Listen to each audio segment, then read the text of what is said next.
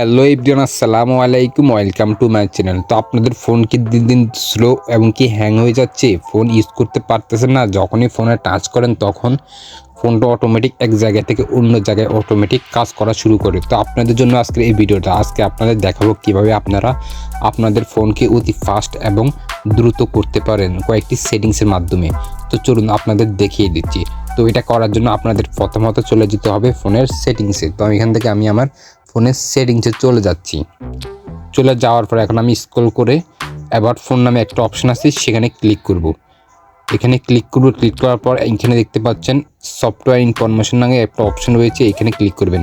এখান থেকে অবশ্যই বিল্ড নামের যে অপশনটা রয়েছে এটার মধ্যে কয়েকবার ট্যাপ করার পর আপনার যে ডেভেলপার অপশনটা আছে এটা অটোমেটিক এনেবল হয়ে যাবে।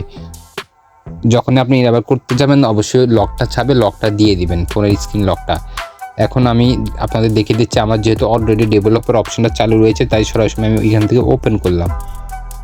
ডেভেলপার অপশনটা ওপেন করার পর আমি স্ক্রল করতে করতে আমাকে এখন কয়েকটি অপশন এখান থেকে সেটিংস করে দিতে হবে।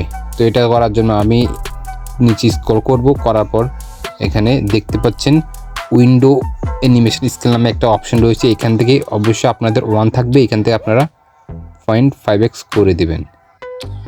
তারপর অ্যানিমেশন ডিউরেশন স্কেলটা এখান থেকে 0.5x করে দিবেন।